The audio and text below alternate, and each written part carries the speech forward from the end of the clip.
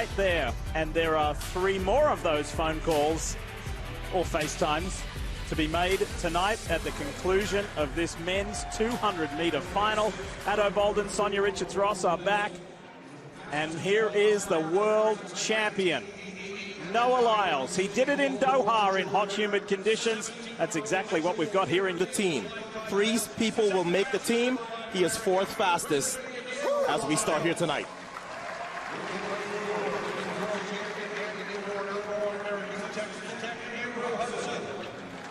And that stiff competition comes in the form of 17-year-old Erriyon Knighton. Before Eugene. 5 years ago, he came to the Olympic trials as a high schooler and started to knock off pros who were much more experienced. Now he finds himself with a very talented high schooler in Knighton trying to keep him off of these championships started. I thought he had an outside shot of finishing top 3. After watching him break Usain Bolt's junior record running 1988, he is now the favorite. He turned 17 in January. He'd be the youngest man to make the U.S. track and field team since Jim Ryan qualified in 1964, the first high schooler since 1972. And here's Bednarek. He's been very steady and consistent through the rounds. He won his semifinal. And I think 3 people will not beat him tonight. On the outside of Kenny Bednarek is Isaiah Young. Terrence Laird is in 9. On the inside, very inside, is Fred Curley in 2. Kyrie King, Andrew Hudson. That's your full field. Noah Lyles is in 5. When you come to the Olympic trials, you almost discard the paper.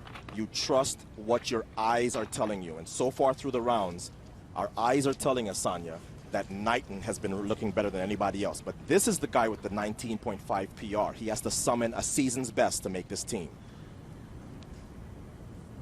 The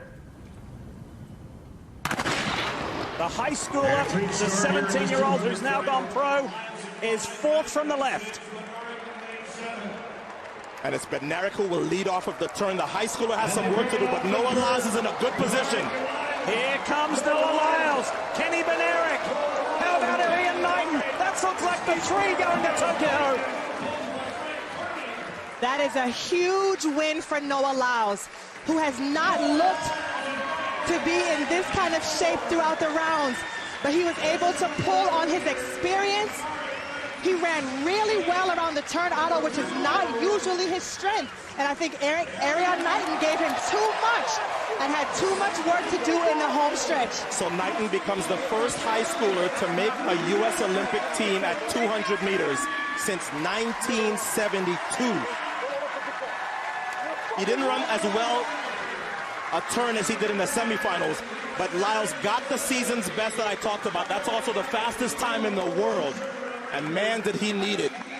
So on the team, but the world champion, who has only lost one 200-meter race in his professional career, finds a way to get it done. He's been saying, I'm okay. He's been asked questions about Knighton. He said, I've got it sorted. It's all going to plan. And I guess when it counted, it did. Yeah, coming off the turn, Bednarek had the lead. But when Noah Lyles is this close to the leaders, usually it's no problem. He worked for it.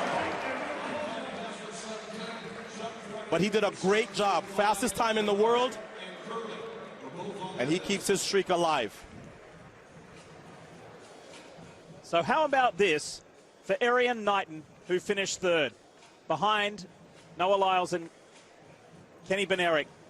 After turning 17 in January, Erriyon Knighton becomes the youngest man to make a U.S. Olympic track and field team since Jim Ryan qualified for the 1964 Tokyo team. You mentioned that before, Sonia. That is incredible. Here's Lewis. All righty, and Noah, first to you. How did you summon the best race of the season that you needed in this Olympic trials final? To be honest, I relaxed. I stopped stressing. I let my body do what it does. You know, I was asking for a lot in the prelims. I was just thinking more and more and more. And then back there, after the break, you know, we came back and I just thought, you know, just flow, let it come, let it come. I'm tired of stressing, I'm tired of fighting. Yeah. Just let everything come.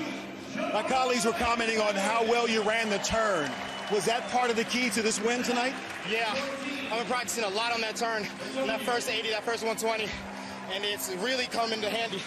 You know, now I feel that even though I'm 3 months behind training, I'm ready to go out there and I'm ready to come after everything. 3 months behind. That's amazing. Kenny, to you, we've had the pandemic, the wait, the trials delayed, and then even another delay today. So as you stood behind the blocks, what were you thinking about in terms of this opportunity? I just stay focused and run my race. I had to make sure to get off with a good turn and then try to just maintain that. That's what I did. I hope to do a little bit better, but... Ryan qualified for the 1964 Tokyo team. You mentioned that before, Sonia. That is incredible.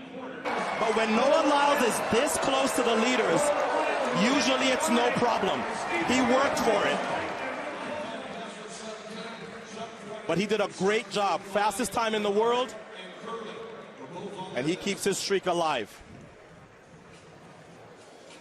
So how about this for Erriyon Knighton, who finished third, behind Noah Lyles and Kenny Benerick. After turning 17 in January, Erriyon Knighton becomes the youngest man to make a U.S. Olympic track and field team since Jim Ryan qualified for the 1964. I'm happy that I'm able to represent USA. And what will that mean to you? What do you imagine about going to Tokyo for the Olympics? Oh, it's a dream come true. You know, when I was younger, I always thought about, you know, being an Olympian, wanted to be an Olympian. And, you know, now I'm here, so, you know, I fulfilled my dream, and I got a lot of work to do. You are there. Congratulations. And Erriyon, we want to say thank you for not running out of the stadium like you did after the semifinal. You stayed for the interview. He did a good job there, right, guys? He did a great job. You're only 17 on the biggest stage you've ever been on. How did you keep your composure and show your talent to get yourself on this Olympic team? I just stayed focused, did what I had to do. I feel like I went out here and ran the race to my own capability. But words can't explain how I feel right now. As you get to the other side of the world, what more do you need to learn about racing, about the rounds, about just the bigger stage and more pressure that'll be expected on you? Really just staying focused. Like the whole week, come up here, have your mindset prepared and my ability to do the talking. Excellent. All right, you can join your teammates for a victory lap. Congratulations. Lee? So 2 quick footnotes to this race. This young man on your screen, Knighton, lowers Usain Bolt's world record, lowers his own world record, under 20, yet again. And of course, Fred Kerley, almost making the team in both the 100 and the 200. By 600th of a second, he missed. He's in 4th. What a great way to end a beautiful 12-day competition. 3 new people named to Team USA. I've enjoyed every minute of it, guys. And there's the thing, Mo. Ajay Wilson and Raven Rogers. That's Team USA's 800-meter women.